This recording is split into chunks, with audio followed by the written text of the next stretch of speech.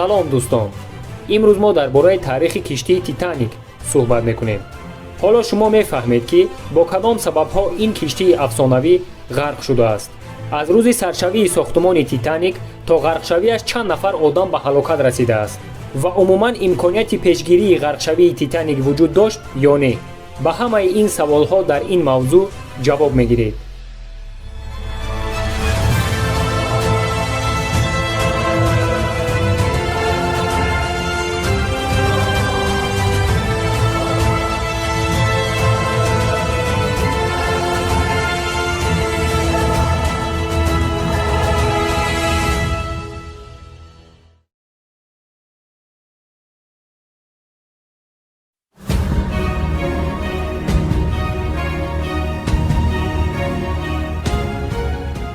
соли 1909 аз яке пиряхҳои калони дунё ки дар давлати Гренландия қарор дорад, як қисми калони ях шикаста ҷудо мешавад. дарозии он қисми порашудаи ях 1 километр буда, вазнаш бошад 2,5 миллион тоннро ташкил медод. дар ҳамон вақт сохтмони киштии калонтарини дунё бо номи Титаник сар мешавад. дарозии Титаник 269 метр, вазнаш бошад ба 52310 тонн баробар буд. созандагони ин киштии таърихӣ хостанд ки номи ӯро Титаник гузоранд, аз калимаи титан, яъне боқувват. дар он вақтҳо Титаник аз ҳама киштии калонтарини дунё ба ҳисоб мерафт, чунки дарозии ӯ ба баландии бинои 20 ошонага баробар буд. Титаник дар давоми 3 сол сохта шуда, дар сохтмони ӯ 15 000 одам кор мекард. овози коргарон, овози мотору асбобҳои корӣ ва овози задани заклёпкаҳо тамоми шаҳрро фаро гирифта буд.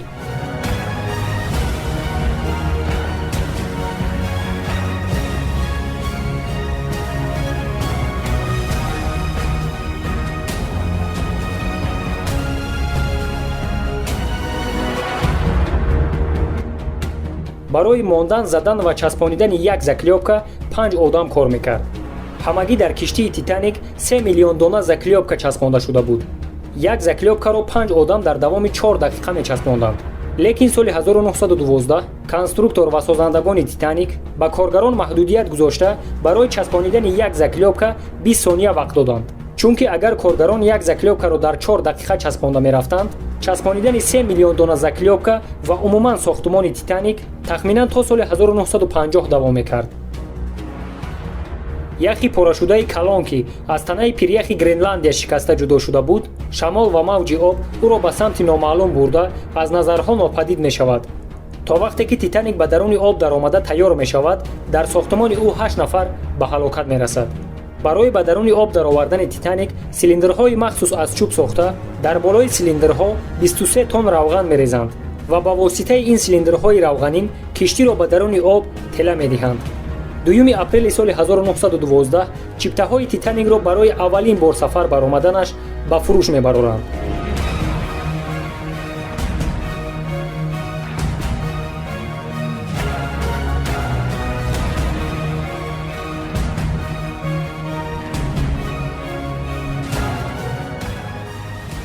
барои харидорӣ кардани чиптаҳои Титаник одамон аз дигар давлатҳо меомаданд, то ин ки дар ин киштии афсонавӣ аввалин шуда шино кунанд. бисёри одамон чиптаҳои худро ки барои сафар аз дигар киштиҳо харидорӣ карда буданд, бурда пас гардонида омада чиптаи Титаникро харидорӣ мекарданд. ҳатто барои харидорӣ кардани чиптаҳои Титаник одамонро ҷанг мешуд.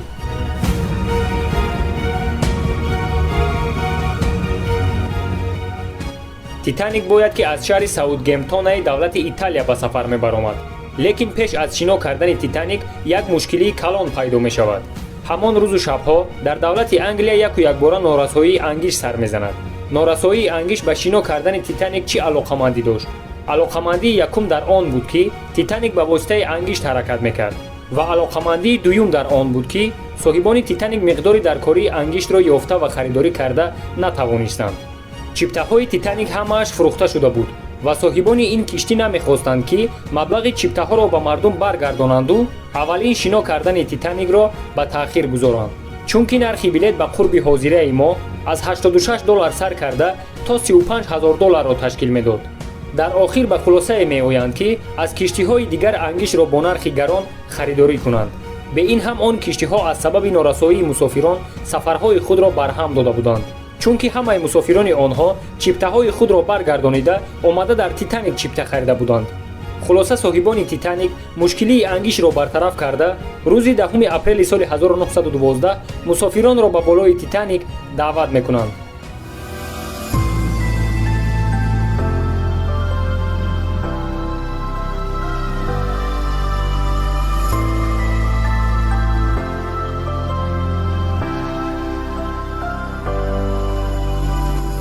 он рӯз бо Титаник 1317 мусофир ва 908 нафар ҳайати сарнишинону коргарон равона мешаванд. дар фикру гумони ягонтаи онҳо намегузашт ки ин аввалин ва охирин сафари Титаник мешавад.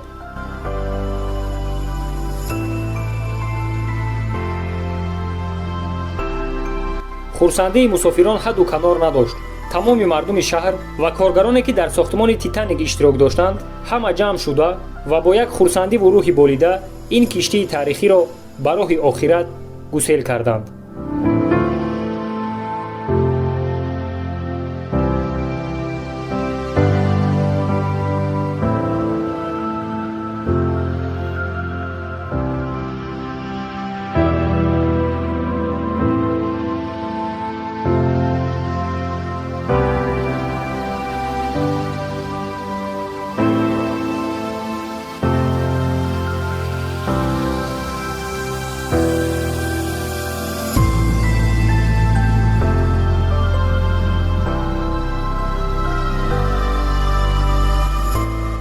Титаникро бисёртар қаср дар даруни об меномиданд, чунки шароитҳое дар даруни ӯ муҳайё шуда буд ки дар он солҳо ба чашми одамон ғайриоддӣ менамуд. таваҷҷӯҳ намоед ба шароитҳое ки дар даруни Титаник барои мусофирон муҳайё карда буданд. беҳтарин тарабхона, таомҳои миллии тамоми давлатҳои рӯи дунё, ошпазҳои беҳтарин, дар ҳар як ҳуҷраи мусофирони олимақом каминҳои баландсифат, мебелҳои бо фармоиш сохташуда, ҳамомҳои алоҳида, китобхона, толори варзишӣ, бассейн бо оби гарм, беморхона бо ҳуҷраи ҷарроҳӣ, суратгирхона, сартарошхона, кошонаи ҳусн барои занҳо, ҳатто толори махсус барои бозӣ кардани сагҳои мусофирони олимақом. хулоса дар даруни Титаник ҳама чиз буд, лекин қайиқҳои эҳтиётӣ барои ҳамаи мусофирону коргарон кифоягӣ намекард. ягон нафар эҳтимолияти ғарқ шудани Титаникро ба назар нагирифта буд, чунки Титаникро киштии ғарқнашаванда меномиданд. дар як қайиқи эҳтиётӣ 60 нафар ҷойгирӣ мешуд. дар даруни Титаник ҳамагӣ 2225 нафар одам буд. бояд ки қайиқҳои эҳтиётӣ на кам аз 40 донаро ташкил медод, лекин дар Титаник ҳамагӣ 20 қайиқи эҳтиётӣ вуҷуд дошта барои ними одамон басандагӣ мекард.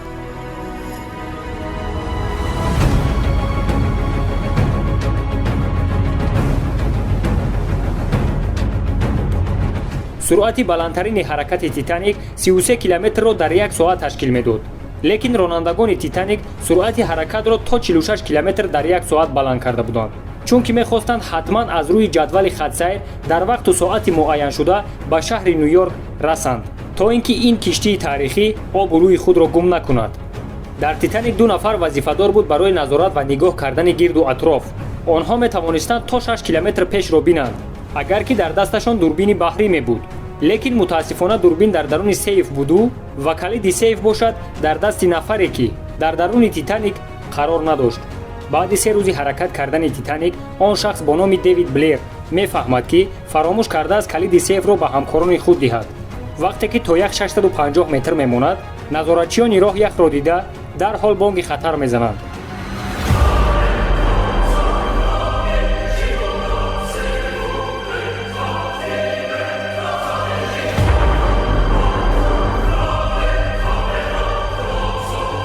вақте командири киштӣ бонги хатарро мешунавад, ҳамзамон фармони манъ кардан ва ба қафо гардонидани киштиро медиҳад, лекин манъ кардани киштӣ ва ба қафо гардонидани ӯ дар масоҳати 650 метр аз сабаби калонӣ ва бузургии Титаник номумкин буд.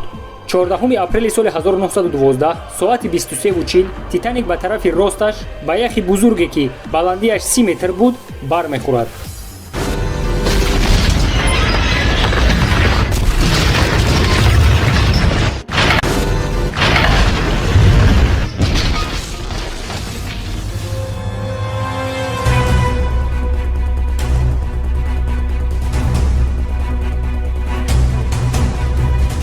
он яхи бузургҷуса рӯйпӯши оҳанини тарафи рости Титаникро ба масофаи 90 метр зада пора мекунад.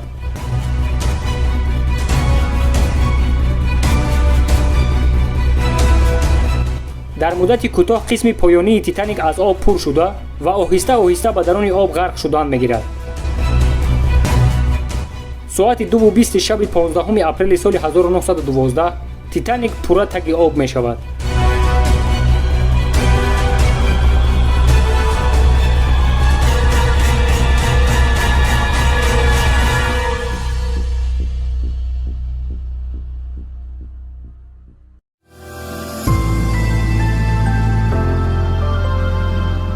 дар ин ҳодиса ҳамагӣ 1496 одам ба ҳалокат мерасад.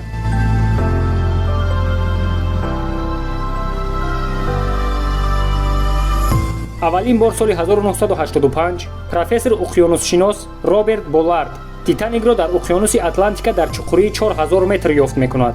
ин профессор ва дигар олимон давоми 30 сол маводҳои ба садама дучор шудани Титаникро меомӯзанд. соли 2016 онҳо ба хулосае меоянд ки сабаби ғарқ шудани Титаник на танҳо ях, балки сифати пасти рӯйпӯши оҳанини Титаник, яъне обшивка мебошад. то ба сафар баромадани Титаник якчанд рӯз монда буд ки дар яке аз анборҳои сӯзишворӣ сӯхтор сар мезанад. ҳарорати гармӣ дар даруни анбор то 1000 градус мерасад. аз ҳамин сабаб рӯйпӯшҳои оҳанин, яъне обшивка, сифати худро гум карда беқувват мешавад. лекин бадбахтона зарбаи ях ба ҳамон ҷои беқуввати оҳан мерасад. аз ҳамин сабаб даруни Титаник пур аз об шуда дар муддати кӯтоҳ ғарқ мешавад. ба ақидаи олимон яхе ки Титаник бо ӯ бархӯрд ҳамон яхест ки аз танаи пиряхи Гренландия ҷудо шуда буд.